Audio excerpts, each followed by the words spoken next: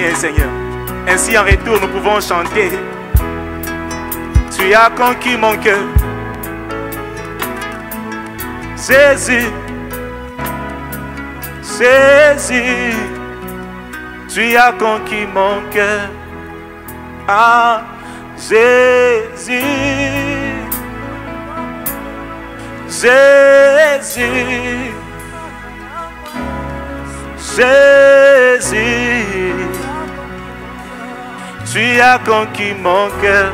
Chante avec moi, Jésus, Jésus, Jésus, Jésus, Jésus, Jésus, tu as conquis mon cœur. Tu as conquis mon cœur. Bolingo ya motema nalangwa Yesu nandima Yesu tu as conquis mon cœur. Tu as conquis mon cœur. Bolingo ya motema nanga napuna Yesu nalova Yesu tu as conquis mon cœur. Tu as conquis mon cœur. Dans mon cœur, dans mon cœur, coule un amour profond pour celui que j'aimais tant. Dans mon cœur, dans mon cœur, coule un amour, Yahweh, un amour profond pour celui que j'aimais tant. Il s'appelle Jésus. Il s'appelle Jésus. Il s'appelle Jésus. Il a conquis mon cœur. Il a conquis mon cœur. Jésus est Jésus, Jésus, Jésus, Jésus, il a conquis mon cœur. Il a conquis mon cœur. Bolingo ya motema nanga nalela Yesu nandima Yesu. Il a conquis mon cœur. Bolingo ya motema nanga napuna Yesu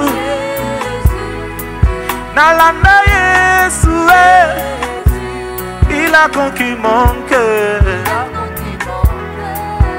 Il s'appelle il s'appelle il s'appelle il a conquis mon cœur. Alléluia, alléluia. Jésus. Là où vous êtes, à partir de là où vous nous suivez, par la voie de médias, les réseaux sociaux, partout où vous vous trouvez, nous voulons vous dire shalom. Shalom, que la paix de Dieu soit avec vous. Que le Seigneur vous soutienne dans vos maisons. Peut-être vous êtes encore au lieu de travail, ou vous travaillez un minimum, vous êtes à bord de votre véhicule, en train d'aller à la maison. Peut-être que vous nous suivez avec vos écouteurs, que le Seigneur vous bénisse et vous soutienne. Nous vous saluons tous au nom du Seigneur Jésus et nous vous souhaitons la bienvenue dans cette audience et cette rencontre de ce soir. Soyez bénis. Si vous êtes à l'étranger aussi, vous nous suivez. Là où vous êtes, que la main de grâce de Dieu soit sur vous, que le Seigneur vous bénisse. Ce jour est un jour merveilleux pour nous, parce que le Seigneur nous a fait grâce de pouvoir nous retrouver tous ensemble autour de sa parole. Nous rendons gloire à Dieu aussi pour ce qu'il a permis dans la vie de notre pasteur, de notre papa, le révérend Israël Sembe, à qui Dieu a accordé une année de plus en ce jour du 9 avril 2020. Et nous lui rendons gloire et honneur pour cette année nouvelle dans sa vie. Que le Seigneur le soutienne et le bénisse et lui prenne à mieux compter ses jours. Et notre prière, que Dieu qui a commencé avec lui, continue avec lui. Et comme il a bien commencé, qu'il achève aussi favorablement avec le Seigneur. Bien plus que la longue vie, nous lui souhaitons l'éternité avec Jésus-Christ. Que le Seigneur soit glorifié. Je voudrais ce soir nous inviter tous à prendre nos Bibles. Nous les ouvrons dans les livres d'Exode au chapitre 12. Nous allons lire quelques versets partant du verset 5e. La Bible dit, ce sera un agneau sans défaut, mâle, âgé d'1 an. Vous pourrez prendre un agneau ou un chèvreau. Vous les garderez jusqu'au 14e jour de ce mois. Et toute l'assemblée d'Israël l'immolera entre les deux soirs.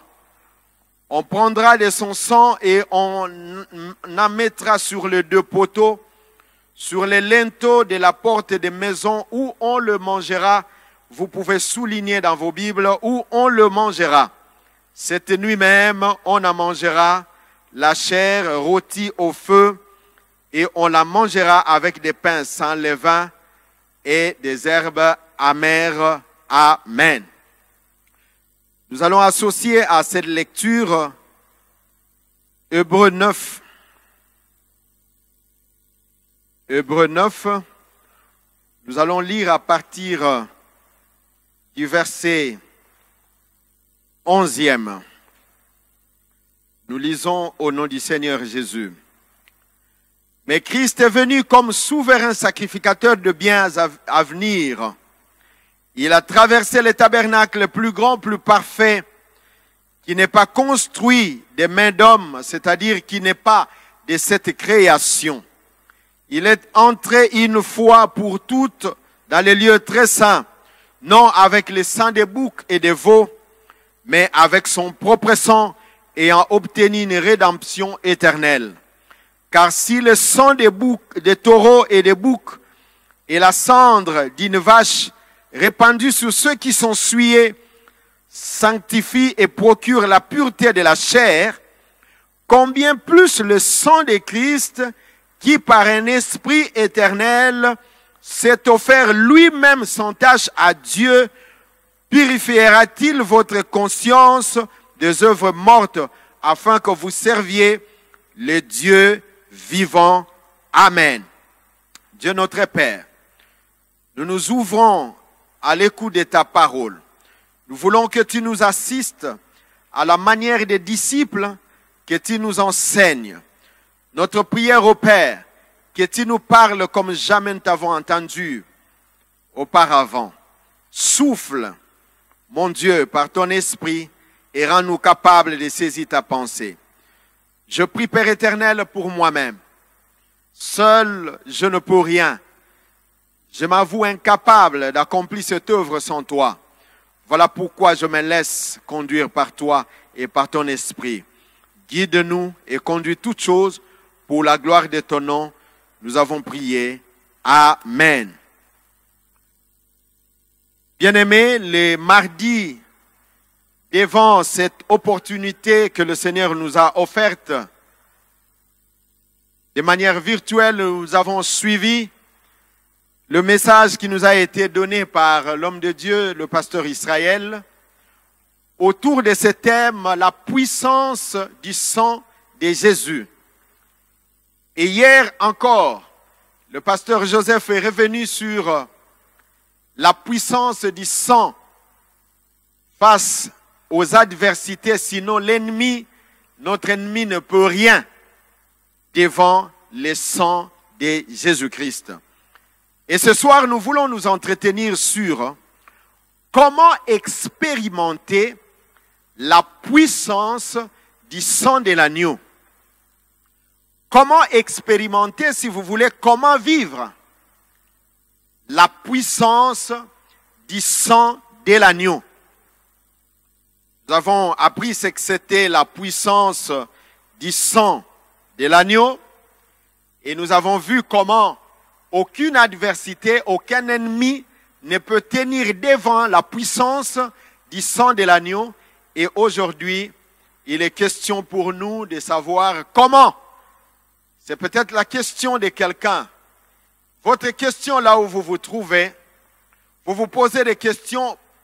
Nous sommes en train de beaucoup parler de la puissance du sang.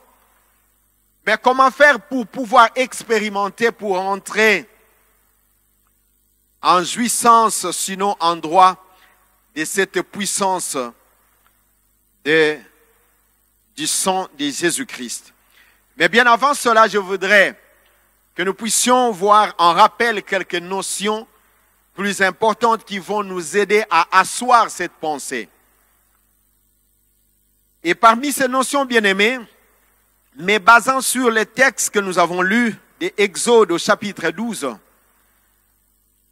je suis très convaincu et j'ai suivi moi-même aussi comment le pasteur s'est étendu là-dessus pour nous parler de la Pâque, ce qui s'est passé en Égypte, ce qui était une préfiguration des choses qu'on allait vivre plus tard, que nous vivons dans notre temps, que nous avons vécu, dans notre temps que nous avons vécu avec l'avènement de Christ, avec son arrivée sur cette terre. On nous parle des enfants d'Israël, les Hébreux plus tard appelés Juifs, qui se trouvaient en Égypte en esclavage. Et Dieu, voulant sortir son peuple pour que le peuple aille les servir, il a aligné un certain nombre de jugements qui devaient s'abattre sur les divinités égyptiennes. Et la Bible en dénombre 10. Il y a eu une première plaie et nous avons vu Pharaon manifester sa capacité de riposte ou de résistance. Lorsque Moïse fait sortir les serpents, Pharaon appelle ses magiciens, ils en sortent aussi. Mais en fin de compte, nous avons vu que les serpents de Moïse a pris le dessus sur les autres en les avalant. Et c'est allé comme ça jusqu'à la 9e plaie. Mais la 10e plaie, comme disent les Quinois, c'était Kléboa, c'est-à-dire c'était la fin de toutes choses. C'était quelque chose que Dieu avait prévu pour mettre terme à la résistance des pharaons. Du reste, la résistance des pharaons n'était qu'une stratégie de Dieu pour pouvoir exposer véritablement sa gloire en Égypte. Et la 10e plaie avait la réputation de pouvoir démontrer Dieu que les gens ne pouvaient pas voir à travers ses œuvres, qu'il était capable de pouvoir limiter la capacité humaine ou de pouvoir exposer l'incapacité de l'homme et pour pouvoir apporter une solution à une situation qui semblait être difficile et compliquée.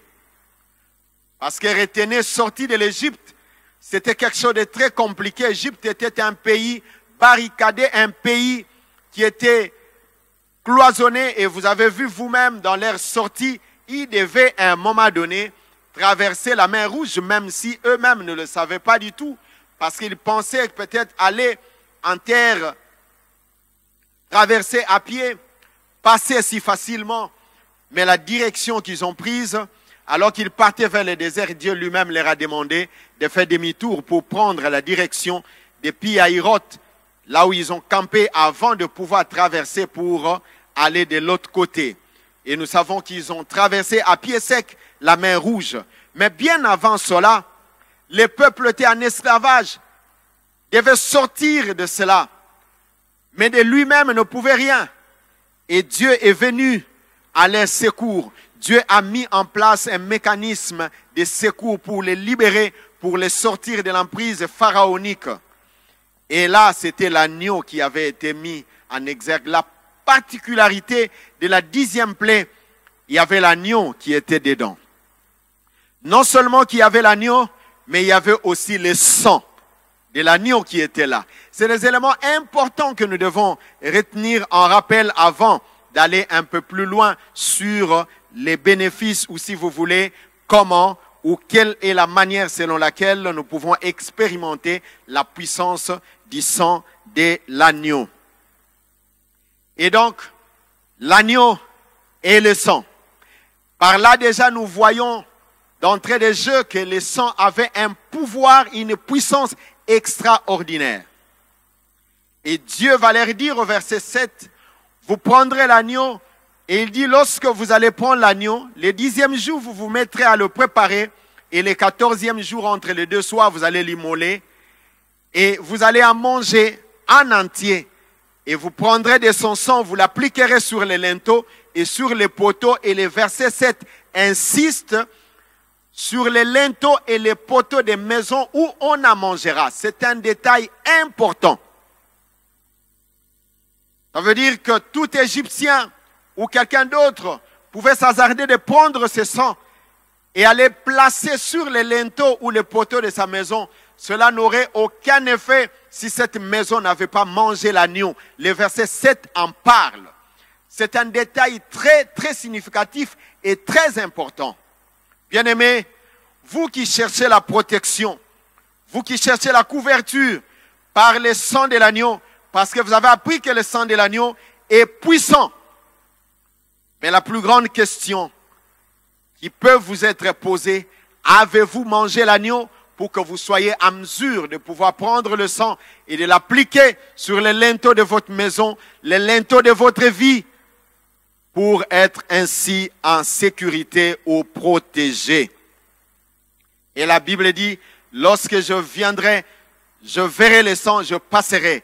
Comprenez avec moi que le sang n'avait pas été placé sur les linteaux pour aider Dieu à faire la distinction, non. Ou d'identifier, parce que le peuple était dans une cité bien connue. Et Dieu n'avait aucune difficulté de pouvoir savoir qu'ici il y avait les Hébreux. Mais le sang était placé pour justement, premièrement, nous montrer les caractères d'obéissance que devait avoir le peuple, de pouvoir appliquer ce que Dieu leur avait dit. Mais deuxièmement, pour montrer la vertu salvatrice du sang, que le sang avait le pouvoir et la puissance de protéger, de sauver, de sécuriser. Ça, c'est un élément très important et très capital à retenir. Ils ont placé cela. Et la Bible dit, lorsque je passerai, lorsque je verrai, je passerai dessus, je passerai outre. C'est de cette expression qu'est sorti le mot Pâques. Passer outre, passer au-dessus. Il est passé outre et littéralement en français, ça veut dire protéger ou épargner. C'est-à-dire, lorsque je viendrai, je vous épargnerai, je vous protégerai.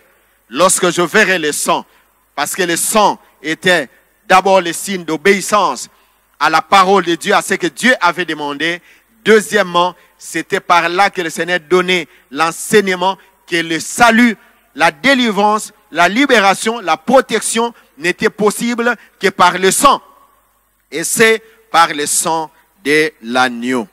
Mais lorsque vous lisez la Bible, vous allez voir qu'il y a plusieurs traces dans la Bible en rapport avec l'agneau. La première trace de l'agneau dans la Bible, la première trace de l'agneau dans la Bible, Pierre en parle dans 1 Pierre 1, 20. Il dit, parlant de l'agneau, que c'était l'agneau sans tache, sans défaut, qui avait été prédestiné avant la fondation du monde. Donc la première trace de l'agneau, quand vous la cherchez, vous devez la chercher avant la fondation du monde. Ce qui veut dire que l'agneau de Dieu pour le salut de l'homme n'a pas été suscité lorsque l'homme a connu le péché, mais Dieu l'avait prédestiné avant même que le péché ne puisse exister, ne puisse venir. Ça, c'est la parole de Dieu. 1 Pierre 1, 20 qui nous en parle. Ça, c'est la première trace de l'agneau. Et la deuxième trace de l'agneau, nous la trouvons lors de la chute de l'homme. Dans Genèse au chapitre 3, le verset 21, la Bible dit, lorsque l'homme a péché, qu'est-ce que Dieu a fait? Dieu a cherché, alors que l'homme, dans son péché, il s'est séparé de Dieu. La Bible dit, il s'est fait des feuilles, des figuiers, pour se couvrir sa nudité. Et ces feuilles qui pouvaient représenter sa propre justice, ou la justice à ses propres yeux. Alors que ces feuilles pouvaient sécher à un moment donné, Mais l'Éternel Dieu fit à Adam et à sa femme des habits de peau et les a revêtis. Des habits de peau. Ici, d'autres versions parlent et disent qu'il a pris une bête et il a pris de sa peau et les a revêtus. Pour prendre la peau de la bête, il faut que la bête soit tuée. Et vous savez, la peau de la bête est liée à sa personne, à son être. Et dès que vous retirez la peau de la bête, c'est-à-dire qu'il y a une histoire du sang qui doit devoir couler. Et la Bible ici ne nous dit pas quelle est l'identité de cette bête. Dans Genèse, en tout cas, le chapitre 3, le verset 21, la Bible ne donne pas de détails sur quelle bête s'agissait-il. Mais lorsque vous allez dans Proverbe 27, le verset 26, c'est lui qui a créé toutes choses. Le Dieu des cieux dit ceci. Les agneaux sont faits pour vous vêtir et les boucs pour payer le champ. Si celui qui a créé toutes choses estime que pour vêtir l'homme, il fallait la peau de l'agneau, parce que les agneaux sont faits pour vous vêtir, c'est que le jour où il veut vêtir Adam et Ève, et qui s'est servi de la peau, cela ne pouvait être que de la peau de l'agneau. Donc là aussi, nous voyons la trace de l'agneau immédiatement après la chute. La troisième trace de l'agneau, c'est dans le culte d'Abraham. Dans Genèse 22, alors qu'il prenait son fils, selon l'instruction qu'il a reçue du Seigneur, de lui donner son fils, celui qu'il aime, Isaac, alors qu'il partait, lui savait du fond de son cœur qu'il partait offrir Isaac. Mais Isaac, ne le sachant pas, il va poser cette question à son père.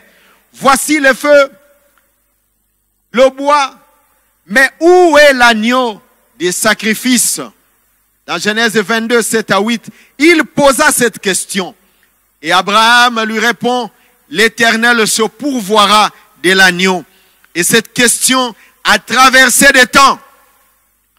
A traversé des temps, l'agneau de Dieu. L'agneau aussi dans le culte d'Abraham. Et quatrième trace de l'agneau, c'est en Égypte dont on a parlé, l'agneau pascal, dont le sang a servi de protection pour protéger le peuple. Toutes ces choses n'étaient que des préfigurations pour nous introduire dans les véritables agneaux. Et ces véritables agneaux, Jean nous donne la révélation sur lui. Jean nous dit, c'est qui, de qui s'agissait-il? Jean 1, le verset 29, la Bible dit, le lendemain, il vit Jésus venant à lui et il dit, voici l'agneau de Dieu qui ôte les péchés du monde. Waouh! Je m'imagine Jésus qui venait à un homme et tous les disciples de Jean qui étaient avec Jean.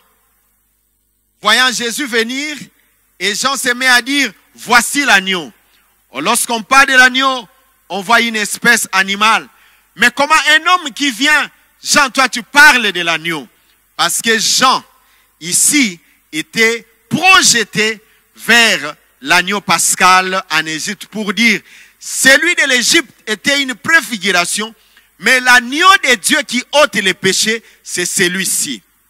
Et dans Lévitique 16, 16, vous allez voir dans tous les chapitres, on nous parle des boucs, on nous parle de l'agneau qui était présenté en sacrifice pour l'expiation et la propitiation. Et toutes ces actions n'étaient que pour couvrir les péchés, pour apaiser la colère de Dieu et couvrir. Or, nous étions enfants de la colère, comme dit Ephésiens 2, le verset 3. Mais il aurait fallu qu'il y ait du sang pour véritablement ôter les péchés de l'homme, apaiser une bonne fois pour toutes la colère de Dieu qui pouvait s'abattre sur l'homme, car la Bible dit, tous ont péché et sont privés de la gloire de Dieu. L'homme a péché, il s'est séparé de Dieu. Mais Dieu, par son amour, dit apôtre Paul dans Romains 5, l'amour de Dieu se manifestait à nous en ce que lorsque nous étions encore pécheurs, Christ est mort pour nous sur la croix. Gloire soit rendue à notre Dieu. C'est lui le véritable agneau. C'est lui l'agneau de Dieu, nous présente Jean. Dans Jean 1, le verset 29. Toutes ces choses, bien-aimés, si vous avez suivi avec attention, sont basées sur un élément important qui est le sang. Pourquoi le sang? Parce que dans le sang, il y a la puissance. Et le sang tire sa puissance dans quoi? Dans le fait que dans le sang, non seulement qu'il y a la puissance, mais le sang représente la vie.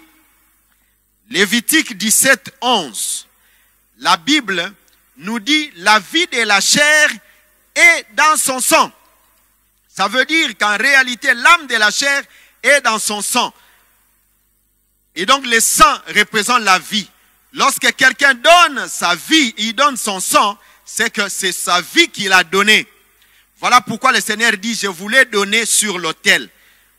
Lisons cela dans Lévitique 17, le verset 11. La Bible dit ceci, car l'âme de la chair est dans le sang.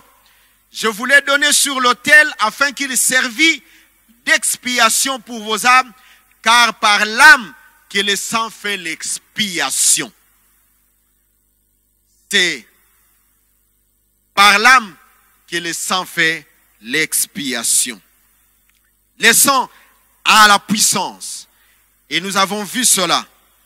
Depuis le mardi, nous sommes autour de cela. Mais qu'est-ce qui constitue cette puissance du sang? Je disais premièrement, le fait que dans le sang, c'est la vie. Ou le sang, c'est la vie. Et c'est comme ça que vous pouvez comprendre aussi que lorsque Christ venait pour sauver l'humanité, il ne pouvait pas mourir sous une autre forme que la forme de donner du sang, de faire couler son sang. Voilà pourquoi vous allez voir certaines personnes qui sont mal intentionnées, certains critiques qui veulent perturber l'ordre des choses. Ils vous parleront dans certaines versions des Bibles, ils vous parlent de la mort sans exposer l'aspect du sang. Comme pour dire que la mort de Christ était une mort tout à fait ordinaire. Peut-être qu'il est mort à cause de ses opinions, ainsi de suite. Il ne s'agit pas de ça. Le sang de Christ était un sang pur pour expier le péché, pour pouvoir libérer l'homme de son esclavage du péché au diable. Et ce sang a été payé comme prix, non pas à Satan, mais à Dieu, parce que l'homme n'a pas péché contre Satan, mais il a péché contre Dieu. Qu'est-ce qui constitue la puissance du sang?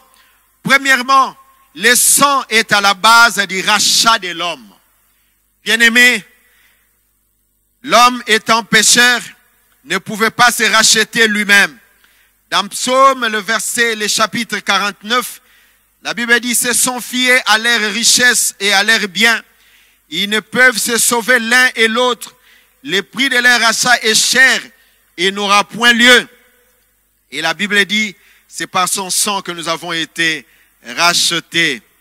C'est par le sang. Lorsque vous lisez dans 1 Corinthiens, vous allez voir apôtre Paul parler dans 1 Corinthiens 1, 23 à 24. Là, il nous parle du caractère du sang qui est un prix pour le rachat de notre vie. Lisons cela. 1 Corinthiens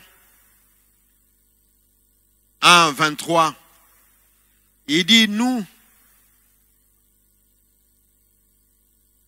1, 22, 23, 23 à 24, nous prêchons Christ et crucifié, scandale pour les Juifs et folie pour le païen, mais puissant de Dieu et sagesse de Dieu pour ceux qui sont appelés tant Juifs que Grecs. Car la folie de Dieu est plus sage que les hommes et la faiblesse de Dieu est plus forte que les hommes. Nous pouvons associer à cela 1 Corinthiens 2, 7 à 8.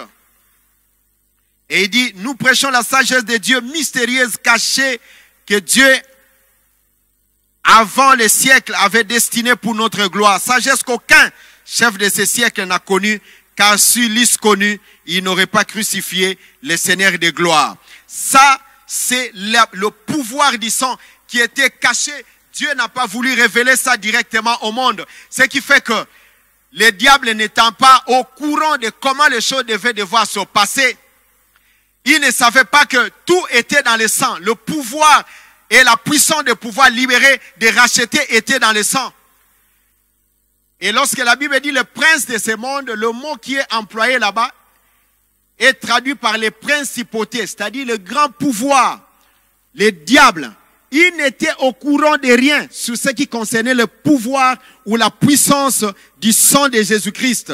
Et voilà pourquoi, n'étant pas au courant de cela, il pouvait amener le Seigneur sur la croix. Et dans 1 Corinthiens 7, 23, la Bible nous montre que son sang a servi de prix pour le rachat de notre vie. Il dit, vous avez été rachetés à un grand prix. Ne devenez pas esclaves des hommes. Que chacun, frère, demeure devant Dieu dans l'état où il était lorsqu'il a été appelé. Là, nous voyons que le prix, le grand prix que le Seigneur a payé, c'était le sang. C'est son sang qu'il a payé pour le rachat de notre vie. Et nous voyons ces grands prix rappelés par Pierre dans 1 Pierre 1. À partir du verset 18, il dit la chose suivante. Sachant que ce n'est pas par des choses périssables, par de l'argent ou de l'or que vous avez été rachetés de la vaine manière de vivre que vous avez hérité de vos pères, mais par le sang précieux de Christ, comme un agneau sans défaut, sans tache, prédestiné avant la fondation du monde et manifesté à la fin des temps à cause de vous, sachant que ce n'est pas par des choses périssables, par de l'argent ou de l'or que vous avez été rachetés de la vaine manière de vivre que vous avez hérité de vos pères, mais par le sang précieux. Le prix de notre rachat, c'est le sang de Jésus-Christ. Le sang est puissant parce qu'il nous rachète. Par le sang, Jésus a payé le prix pour que nous soyons rachetés. Et deuxièmement, le sang soutient et bâtit l'alliance avec Dieu. Dans Marc, le chapitre 14, 21, Marc 14, 21, la Bible nous montre encore une fois la puissance du sang. Il est dit, le Fils de l'homme s'en va selon ce qui est écrit de lui, mais malheur à l'homme par qui le Fils de l'homme est livré. Mieux vaudrait pour cet homme qui ne fut pas né. 24, et il leur dit, ceci est mon sang, le sang de l'alliance qui est répandu pour plusieurs. Le sang de l'alliance. Le sang de Christ nous fait rentrer en alliance avec Dieu. Et ça, nous devons le savoir, bien-aimés. Et dans la parole de Dieu, dans la Bible, dans Exode, nous trouvons au chapitre 24, le verset 8e, lorsque Moïse a pris la loi, il a lu devant le peuple. Il devait bâtir l'alliance pour dire que nous obéirons à cette parole. Il prit du sang, il jeta sur les livres, mais aussi sur le peuple, pour ainsi bâtir et certifier l'alliance avec le Seigneur, d'obéir à sa parole et de rentrer dans l'alliance avec lui au moyen du sang. Le sang a une puissance. Le sang a un pouvoir et ce pouvoir nous fait rentrer dans l'alliance avec Dieu. Troisièmement, le sang protège contre toute attaque. Il y a des attaques comme nous avons lu dans Exode 12. Le Seigneur a permis qu'il y ait du sang sur les linteaux et sur le poteau. Et cela devait protéger. Bien aimé, vous savez que cela paraît d'autant plus curieux que même lorsqu'il s'agissait à un moment donné, retenez dans Exode 4, alors que Dieu a parlé avec Moïse, il envoie pour libérer son peuple. Alors que Moïse a pris sa femme pour aller à Séphora, la Bible dit Dieu voulait le tuer alors qu'il était en route. Et Séphora, qui était la fille du sacrificateur Madian, elle a compris qu'il avait besoin du sang. Il a pris prépuce de son fils. Elle a coupé et a jeté devant Moïse. Et cela a servi de protection. Vous ne pouvez pas imaginer, c'est dit dans la parole de Dieu. Mais ça, c'était la circoncision. Et cette circoncision dégageait du sang. Et le sang a un caractère de protection, un caractère de sécurité. Mais bien plus, le sang de Jésus-Christ. Le sang de Jésus protège. Le sang de Jésus nous sécurise. Il nous donne la protection face à l'attaque. Lorsque l'attaque arrive, le sang de l'agneau est de notre côté et le sang de l'agneau nous protège. C'est vrai que plusieurs aujourd'hui, avec une expression assez large, littéralement, les gens vont vous dire, je prends le sang, j'applique le sang, je fais ceci, j'appelle le sang. Bien aimé, il ne s'agit pas de ça. Quand nous parlons du sang, c'est parce que justement, comme en Égypte, le sang était appliqué parce que les gens avaient mangé l'agneau. Et nous allons voir ici, c'est quoi manger l'agneau. Lorsqu'on a mangé l'agneau, le sang commence ses effets. Vous n'avez pas besoin chaque fois de clamer, je prends le sang, je jette sur tel, je prends le sang, je jette comme s'il y avait une provision du sang quelque part. Non. Le sang de l'agneau, c'est celui qui a coulé sur le calvaire. Une seule fois pour toutes, nous procure la protection. Chaque fois que nous prions au nom de Jésus, ce sang a des effets sur notre vie. Même lorsque nous ne le voyons pas, nous ne le puisons pas de notre propre main. Le sang, autre chose, le sang crie en notre faveur. Hébreux 12, 24 nous montre que ce sang crie mieux que celui d'Abel. Le sang crie, c'est-à-dire que le sang peut intercéder en notre faveur. Le sang peut intercéder. Nous prions le Seigneur, nous prions Jésus, et le sang est en exercice et dans sa puissance. Le sang crie en notre faveur. Et ça, c'est que quelqu'un doit devoir savoir. Autre chose, le sang procure la victoire. Dans Apocalypse 12, le verset 11, il est dit, ils ont vaincu à cause du sang de l'agneau et à cause de la parole de leur témoignage. La victoire par le sang de Jésus. La victoire par le sang de Christ. La victoire par le sang de Jésus. Bien-aimés, le sang de Jésus-Christ efface toute condamnation et annule toute condamnation. Le sang efface la condamnation. Le sang efface et toute condamnation et l'annule en notre faveur. Bien-aimés, peut-être que vous avez connu des péchés, vous avez commis des problèmes dans votre vie et vous vous culpabilisez. Mais laissez-moi vous dire que le sang nous aide à effacer la condamnation, sinon à annuler la condamnation. N'est-il pas écrit dans Colossiens 2, le verset 14, il a effacé l'acte dont les ordonnances nous condamnaient, qui subsistaient contre nous. Il a détruit en le clouant à la croix. Il a dépouillé les dominations et les autorités et il les a livrées publiquement en spectacle, en triomphant d'elles par la croix. Lorsqu'on parle de la croix, on parle de Jésus, on parle du sang. Par le sang, il a effacé l'acte dont les ordonnances nous condamnaient. Bien-aimés, s'il y a des condamnations qui étaient sur vous, j'aimerais vous dire, vous qui avez cru en Jésus dans votre vie et qui ne cessez de vous culpabiliser, la Bible dit dans Romains 8, le verset 1, il n'y a donc plus de condamnation pour ceux qui sont en Christ, pour ceux qui sont en Jésus, ceux qui ont mangé l'agneau, il n'y a plus de condamnation pour eux. Il n'y a plus de condamnation parce qu'il a effacé l'acte dont les ordonnances nous condamnaient. Bien-aimés, le sang procure la guérison. Dans Ésaïe 53, le verset 5, la Bible dit, il était blessé pour nos péchés, brisé pour nos iniquités. Le châtiment qui nous donne la paix est tombé sur lui. Et c'est par ces meurtrissures que nous sommes guéris. Êtes-vous malade? Avez-vous une maladie quelconque qui a duré longtemps? Le sang de l'agneau a le pouvoir. Parce que la Bible dit, par ces meurtrissures, nous sommes guéris. Lorsqu'il est allé à la croix, il a dit, tout est accompli. Mais bien avant cela, dans Luc 4, 18, il a pris le livre d'Ésaïe.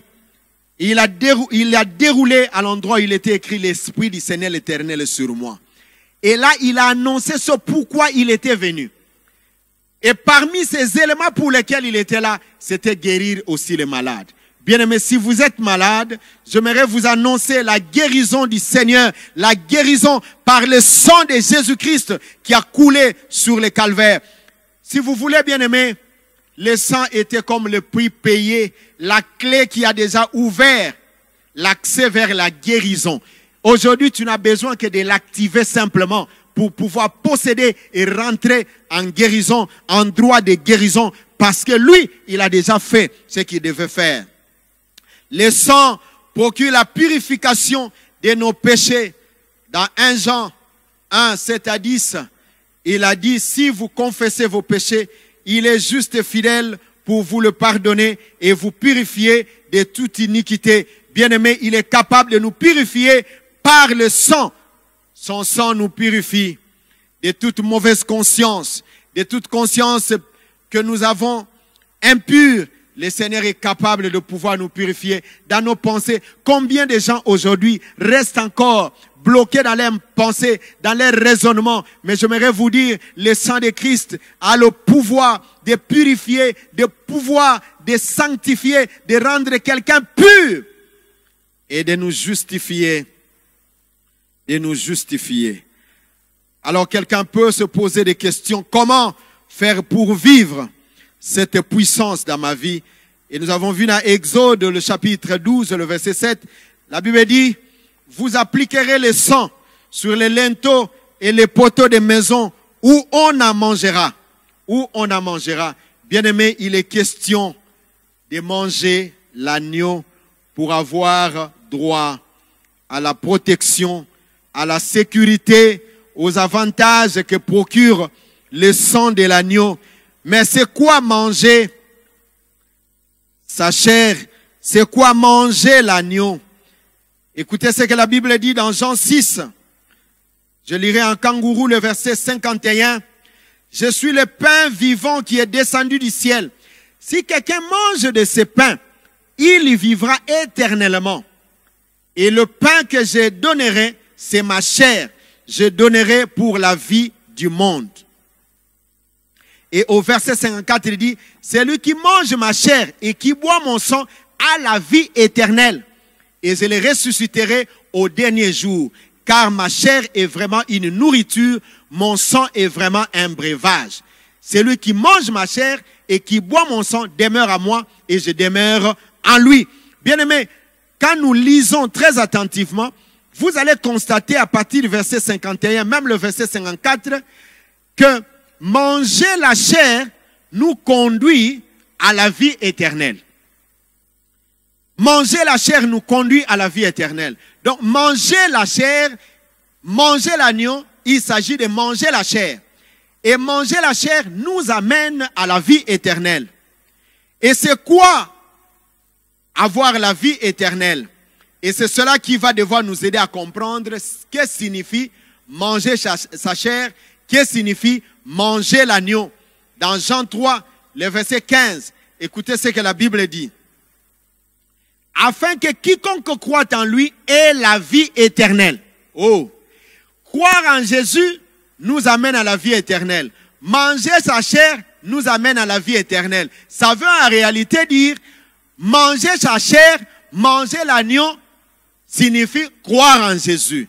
Parce que lorsqu'on croit en Jésus, on parvient à la vie éternelle. Bien-aimés, que faire pour expérimenter la puissance du sang de l'agneau? Il faut manger la chair. Il faut manger l'agneau. Il faut croire en Jésus. C'est cela la chose la plus importante. Et c'est cela qui nous amène à la vie éternelle. Apôtre Paul parle dans Romains 10, 9 à 10. Il dit, celui qui croit de son cœur parvient au salut, parvient à la justice, et qui confesse de sa bouche parvient au salut. Le mot salut qu'il emploie est utilisé par Jean, par la vie éternelle, ça fait dire la même chose. C'est-à-dire la foi en Jésus amène à la vie éternelle. Ça amène au salut. Bien-aimés, manger la chair du Seigneur, manger l'agneau, c'est croire en lui. Et lorsque vous croyez en Jésus, vous avez la garantie du sang qui sera appliqué sur les linteaux de votre vie. Partout où vous allez, vous avez la garantie d'avoir la sécurité, la protection, le salut de votre âme, le pardon de vos péchés. Tout se fait par le fait de croire en Jésus. Pourquoi? Parce que lui seul a accepté de prendre notre place. Car il est dit, le châtiment qui nous donne la paix, le jugement qui nous donne la paix est tombé sur lui. Lui, il a pris notre place, il est allé à la croix. Bien-aimé, le sang a un pouvoir de pardonner, le pouvoir de nous purifier. Voilà pourquoi, pour même sauver l'homme, Dieu n'avait pas besoin d'autre chose que de sang. Pourquoi? Parce qu'en réalité, l'homme a péché, il a perdu la vie. Il a perdu la vie et nous avons vu dans Lévitique 17:11 que la vie de la chair est dans le sang. C'est-à-dire que le sang pur de l'homme a été infecté et l'homme a été totalement écarté de Dieu selon Romains 3:23. Tous ont péché, sont privés de la gloire de Dieu et à partir de son sang qui caractérisait la vie de son âme, il a été directement déchu et c'est cela qui a permis à ce que Dieu puisse faire venir le sang pur. Et pour sauver l'homme, bien aimé, aucun humain né d'Adam n'était capable de pouvoir sauver l'homme. Parce que le salut de l'homme devait passer par le sang. Or, tout homme étant né d'Adam, son sang était déjà infecté et personne ne pouvait sauver l'homme. Et tous ceux qui viennent dire, tel, le Dieu de tel, c'est du mensonge, car la Bible dit dans Acte 4, le verset 12, il n'y a de salut en aucun autre qu'au nom de Jésus-Christ. Il n'y a personne d'autre. Il n'y a pas un autre nom qui nous a été donné par lequel nous puissions être sauvés. Seul le nom de Jésus. Pourquoi? Parce que c'est lui seul qui fut trouvé avec du sang pur. 1 Pierre 1,18. Ce n'est pas par des choses périssables, l'or et l'argent que vous avez été rachetés, de votre vaine manière de vivre que vous avez hérité de vos pères. Mais c'est par le sang de l'agneau, sans tache. Il était sans tache, sans défaut, sans péché. Il est né saint. Il a vécu saint. Et, bien-aimé, c'est ce sang dont nous avions besoin pour le salut de notre âme, pour le salut de notre vie. Mais comment cela va devoir s'appliquer? C'est seulement si tu donnes ton cœur à Jésus. Tu dis oui, je crois en toi. C'est cela pour toi la manière de pouvoir manger sa chair et de boire son sang. Ce serait pour toi la manière de manger l'agneau et pour que tu sois sauvé. Retenez, j'aime le dire, ce qui amènera les hommes en enfer, c'est le fait d'avoir refusé la solution au péché qui est Jésus-Christ. Car tous ont péché, sont privés de la gloire de Dieu. Mais ils sont justifiés par la foi en Jésus-Christ. Et nous sommes sauvés par la foi, par la grâce au moyen de la foi. Bien-aimés, êtes-vous prêts à donner votre cœur à Jésus ce jour, alors que vous avez réalisé, compris la puissance du sang de l'agneau qui ne peut s'appliquer que par la foi en Jésus. Si c'est cela votre prière là où vous êtes, que le Seigneur vous assiste. Merci pour votre résolution. Merci pour la décision que vous prenez. Nous prions le Seigneur. Dieu notre Père, nous célébrons ton nom. Des cieux où tu es assis, Seigneur, sur ton trône. Merci pour l'opportunité que tu offres à ma sœur et à mon frère d'ouvrir son cœur à toi, Jésus, et de t'inviter dans sa vie comme son Seigneur et Sauveur. Merci, Seigneur, d'agréer toutes ces âmes, toutes ces personnes qui ont ouvert leur cœur à toi. Entre dans leur vie, conduis leur vie, sois leur Seigneur, sois leur Sauveur. Que tu les bénisses et leur fasses beaucoup de bien. Tout pour la gloire de ton nom. Nous t'avons prié au nom de Jésus. Amen. Que le Seigneur vous bénisse, qu'il vous soutienne de partout où vous nous suivez. Si vous êtes malade, que le Seigneur vous guérisse. Au nom de Jésus. Amen.